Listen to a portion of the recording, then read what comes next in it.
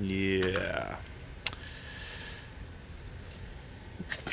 Let's see if we can fix this.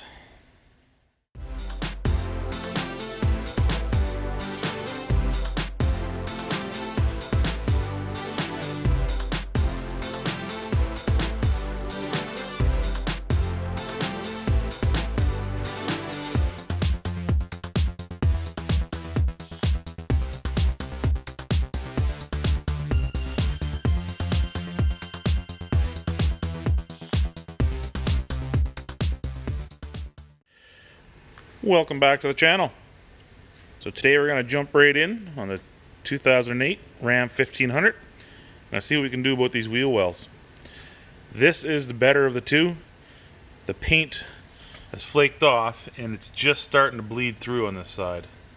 So I don't know if it's pinholes in the steel with the rust coming through, or it's actually coming underneath the edge of the paint that's peeling off. This is definitely the better side, because this side is completely gone right through. There's one layer of metal here, and you can see there's metal backing in behind it.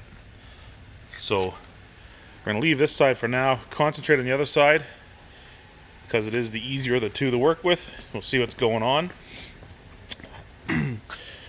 What I think I'm going to find is each one of these bubbles is going to be a small pinhole. So first we're going to get out the old palm sander, and we're going to take all this paint off down to bare steel. I'm going to start with a 60 grit and actually remove a little bit of the steel, the surface of the steel, just so we can see what's going on. So you can see where the little rust spots were. It does go quite deep. It is a little pinhole. There's one there. There's one there. One there. But as I was going over this, I got to some nice steel and then a little gray circle in the middle, and I couldn't figure out what that was, so I decided to grab the wire wheel on the mini grinder and give it a little bit of more of a hit. And as you can see, these are holes going straight through. And this is the panel glue that they use from factory. So this is the inside layer of the fender. Same on this side. What they do is they make a nice outside shell, then they make an inner backer for stability and strength, and they spot weld that together, and of course it fills up with dirt and crap over the years in between the two layers. I don't know if you can see, there is a gap in there, probably with 3/4 inch thick. Every truck does the same thing. Every truck has the same problem. So we're going to pick at this a bit to find out where this ends. I do believe though I am going to be cutting the whole edge of the wheel well out. The other side I do have to do it, but I think I'm going to do it on both sides. Just so you can see how smart engineers are when they design this stuff. Like I said, this is the outside layer that you see on the fender, and it curves right around underneath and gives you that nice edge. Well here, this is behind the fender. You can see the hole here, the gap. And if you look up in here, see this hole right here? This is a factory hole made right into the void between the two halves, where it just fills up with water and ice and snow and salt and crap. So we're going to get in here, clean it out, and see if we can seal this up inside. Alright, so we're going to get a little aggressive with the mini grinder, and I got a cutting blade on it, and I'm going to cut just at the bottom of this. I'm going to try to leave just a little bit, just so I can keep my profile. So we're going to cut on an arc and stop about here first, and go probably about half an inch above this paint, just to get this edge out. Then we'll see what it looks like underneath, to see if I have to continue as one piece or just remove this little spot here and then move on over to this spot. I want to keep as much metal as I can, as long as it's thick enough so that I can keep the profile of the fender flare.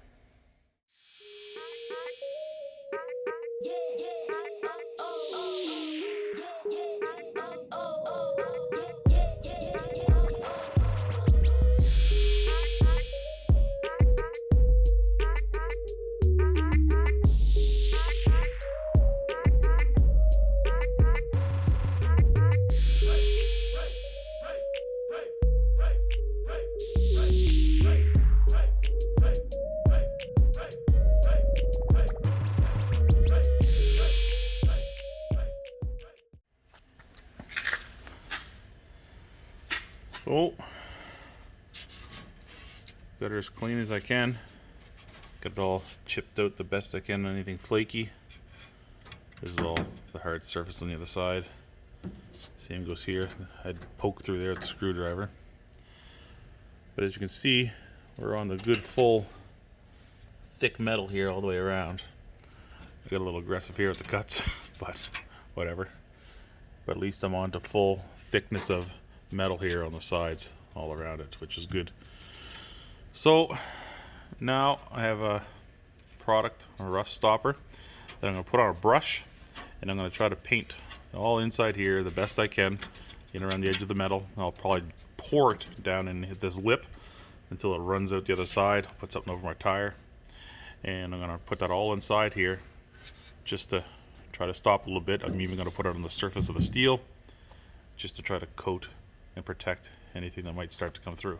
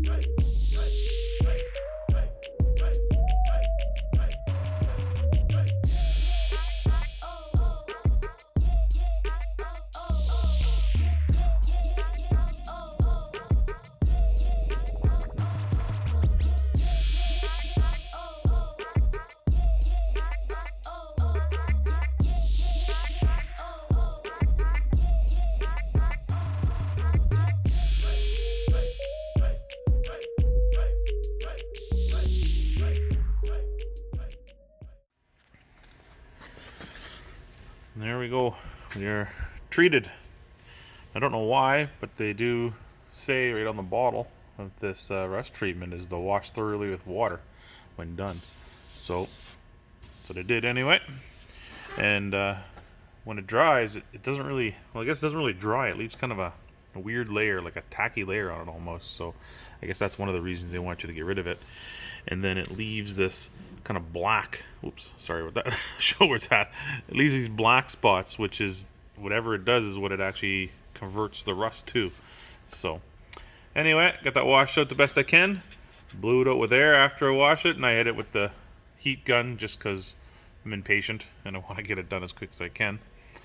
So now that that's finished, I'm actually going to try to get some batt fiberglass. That's what we're going to fix this with. Ideally it should be metal, but I don't have any of the fender skirts, and this is just going to be a kind of a quick fix because I do plan on putting the 2.5-inch fender flares over this. So we're just going to cut up some batt, fold it over a few times to get it to fit into the hole here nice. Then we'll use some of the resin and we'll brush it onto the back side of the steel, tuck the fiberglass in, work it over the top, and let that dry, and that'll be the first step to fixing the actual repair that cover these holes in. It looks absolutely horrible, but whatever. So what I did is I soaked a piece of this, the fiberglass mat that we have here. So I soaked a piece of that, and then I took resin and on the inside of the metal, kind of rubbed around the best I can, stuck the piece of mat in, then going through those holes on the back side, press it against the metal on the inside. Did it for all three. This one was a little bit harder because there was the holes actually here. I don't know why it rested it there, but the holes over to this side a little bit. So I pressed it against the best I could, and then I went back over it with a brush and some of the resin on this side. And once this dries, so I don't want to go too thick, then I'll use, because this is actually, I don't know if you can see it here, it's actually puffed out a little bit past the edge. Then I'll run another piece of mat kind of over it. I don't know, I think I'll go over the whole thing just to kind of, sandwich the metal between it so it doesn't come loose. And then we'll give it a sand and see if we need more fiberglass or if we can move on to body fill. Now it's been about a half hour. Stuff's getting pretty hard, but it's not sticky, but you can feel that it's not fully cured yet here. So we're gonna let this probably go for another half hour just to make sure that everything's good before I give it a quick sand over top and see how much fill we're gonna use. But I do think this one here, probably do another layer of fiberglass first before we do a sheet right over it, just so that we can make sure that we don't have too much of a deep hole in there. So here we are. You can see kind of the reddish stuff is where I put a lot there and a little bit on this side. What I end up doing is taking some of the fiberglass, ripping it apart, cutting it up with the scissors, making it like a fine chop, and I stirred that in and almost made it like a filler for the fiberglass, just to fill the low spots before I end up giving this a sand and then touching it up with some body filler. So now we're going to give this some more time to dry. I'm going to leave out a few steps here of the sand and going over it. So we'll come back, hopefully, when it's all smooth. So there's our first, start with the light, there's our first full sanding. So there's a little low spot there, a little here, a little bit there. This one's not even quite an eighth of an inch. There's a couple little spots here. So the fiberglass is done. It's nice and solid. I tried to keep the contour the best I can. So now we're gonna get the Bondo, the body fill, and we're gonna just make a nice pass right across that. Try to fill in all those gaps. Before I put this body fill in, I thought I'd just give you a little tip here. I'm not a professional by no means, so these are just some helpful hints that I find work well. I see a lot of people when they do the Bondo or the body fill on large areas like this, they tend to put it on and pull down. That's fine if you have a perfectly flat surface. These wheel wells, they're curved, they got concaves, they're convex, they have parts rounding out. So what you want to do is you always want to go with your curve. You don't want to put it on edge because you can see you're missing spots. You don't want to lay it flat because it's just going to squirt it all out the sides and you're going to get a flat spot in the middle. Kind of hard to show. You hold with your hand on the back about an inch, your thumb on the front, and curve this thing almost like a dish. So when you do that and you lay this down, you'll find a sweet spot, which is right there, where it touches the top of the original metal, and it also touches the bottom original metal that I kept on the wheel well here to get the perfect profile. So when you do this, you get that curve, you pull that straight across, and that is going to give you the exact shape that fender was. Now if you look there in the middle, you see a little light hole. That's a low spot that needs to be filled. As it comes across, it'll take care of it. There's another one right there. And that'll give you that nice, clean, factory shape.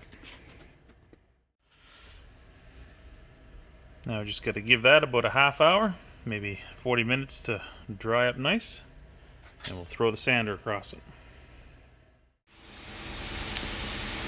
Sorry for the compressor, and here it is with its coat of primer. Turned out pretty good. It's not really any real visible marks except for right here. I don't know if this is going to focus or not because it's kind of a flat surface, but this is actually the edge of the steel to where the fiberglass mat was. Must have been raised a little bit, and when I sanded I got a little low on the side. But there's that there, and then there was a run.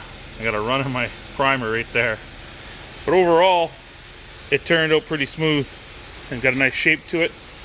Now one thing I didn't even look at when I was doing this, but in behind this mud flap, I got rust bubbles as well.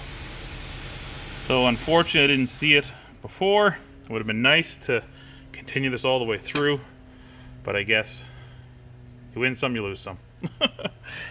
But we still have a large dent to take care of. This is kind of minor, along with the dent. This is mainly to stop this rust from coming through even worse in the wintertime. So now I'm just going to throw a quick coat of black paint on there. Just going to be enamel out of a spray bomb, just to keep for the winter. And then we'll once every springtime comes and we take care of the whole box, we'll redo it all. And there we go. You can see that spot right there. But for the most part, it's good to get the rust stopped. As far as this project goes, I'm happy with it. The other side is going to be a lot more detailed, a lot more metal coming out. It's going to be harder to keep that contour, that shape to the fender. I may have to look at purchasing one of those fender skirts or flares or whatever, the metal ones, to weld in there, because there's just a little bit too much going on. But I am happy with this. So I'm going to just let this dry for another 10-15 minutes. I'm going to peel this tape off, clean up my stuff, and it'll be time to go home. And that is another check mark on the list of things to do to the Dodge. So again, as always, thanks for watching. Subscribe, thumbs up, it's always greatly appreciated. Catch you next time.